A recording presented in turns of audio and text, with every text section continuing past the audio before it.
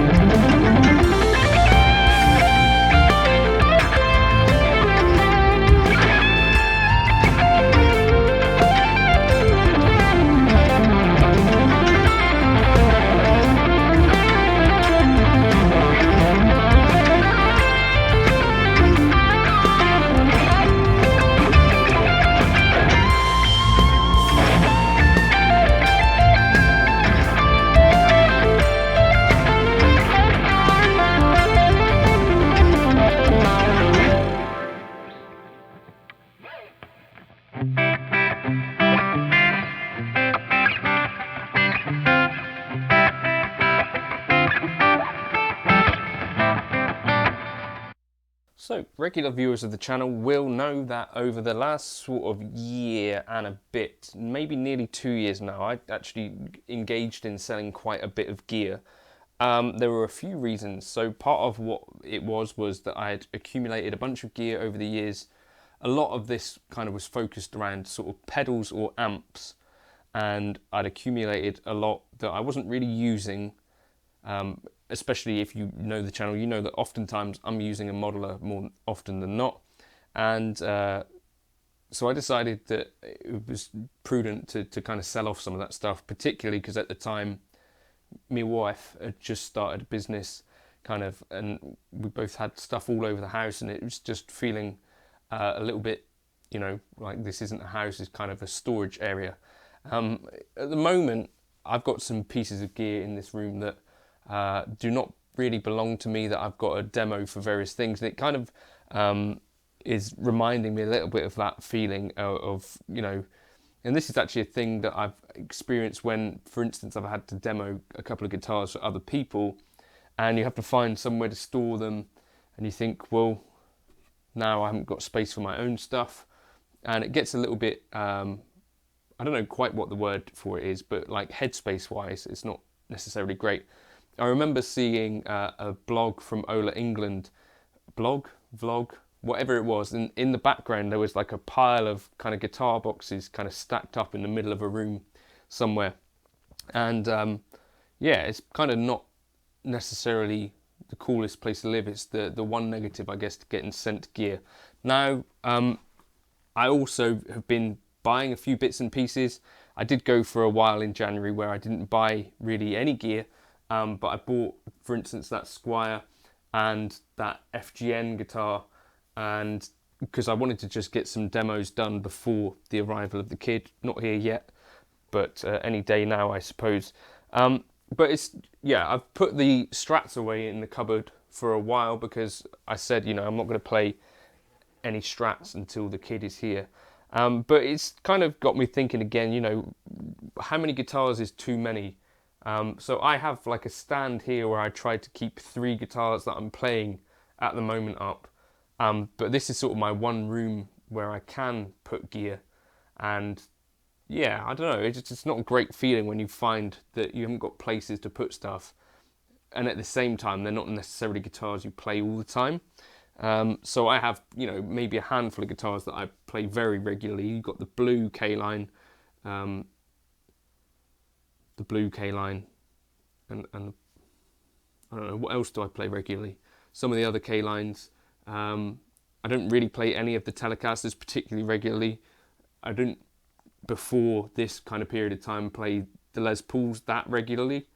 The Revstar I gig occasionally. Oh, the ES 165 I play fairly regularly, sort of once a week. I've got an acoustic downstairs which I play every day. That's the Yamaha CSF 3M. I have started playing that kind of every day so that I've got just something to noodle around on or practice ideas and see if I can get inspired at all kind of times a day, and it has really worked. I'm not a collector, and I think that's a distinction that some people, it makes sense to make. You know, if you're someone who's collecting guitars, then that's kind of a different thing altogether, and then I guess you'd have to worry about different aspects of storage and stuff. But for me, it's kind of, especially with a kid here at any minute, thinking about, well, how much of this stuff do I still really need? I did sell a K-line to David Beebe, so he's got the British Racist Green now. And I've sold off some other guitars over the last sort of few months. There's probably still some more to go, to be fair. But yeah, I don't know. What have you seen any of my guitars that you wondered where did that go? I think someone asked the other day about the Ibanez RG Prestige. That one lives in Ireland. With Clive, who has a growing collection of PRS guitars. But I had this conversation as well, or Jake did the other day, and I think he kind of had that feeling as well about, you know, some of this gear I'm kind of collecting rather than playing all the time. And I don't know whether that's a feeling that you've had before. You know, am I just collecting some of this stuff for the sake of it? I guess it's a nice problem in some ways to have if you think you can afford to buy kind of excess guitars.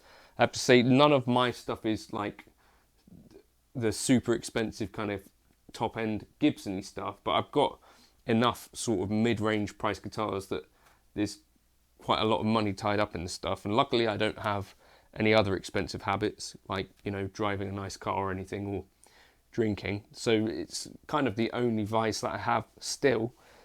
That and a massively expensive cocaine addiction. I don't really have one of them. But yeah, I'm certainly over the gas aspect of kind of amps. There was one amp that I was vaguely interested in, the PRS Hendrix 20.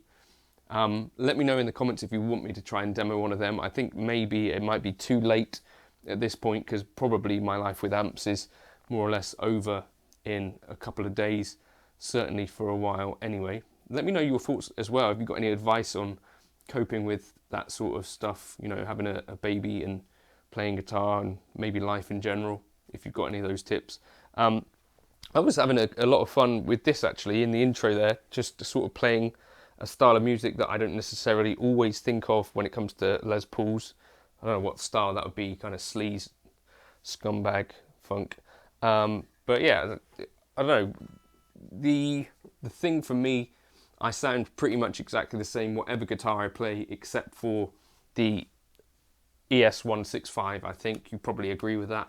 I think the one thing I noticed with the Les Pauls as I've been playing them a bit more is that when you get up to the dusty end of the fretboard, particularly like the kind of big bendy notes and stuff, they all sustain a bit more and it all remains a bit thicker. Whereas sometimes you might get up there on a Strat and things start to get a little bit thinner. That's one of the kind of key things. There's also a bit of a trade-off there where you get a bit less glass in general with a Les Paul or P90/humbucker guitar. That's what I've been finding, but hopefully over the next sort of few days I might even come across some other discoveries. What I'm finding really useful often is to chuck an EQ block at the front, which kind of scoops the mids a bit and also maybe boosts the highs a bit to kind of get it a little bit more in that glassy territory that I'm used to playing. Just brings a bit more life to it, I find. It might just be me. Let me know your tips if you've got tips for good tone with a Les Paul, or does that sound okay to you? Yeah, how many guitars are too many? I'd like to know your thoughts on that in the comments. Maybe if you don't have space to store them, you've got a problem if they're encroaching on your space. So it might be time for me to reevaluate again, and maybe get rid of some of these things.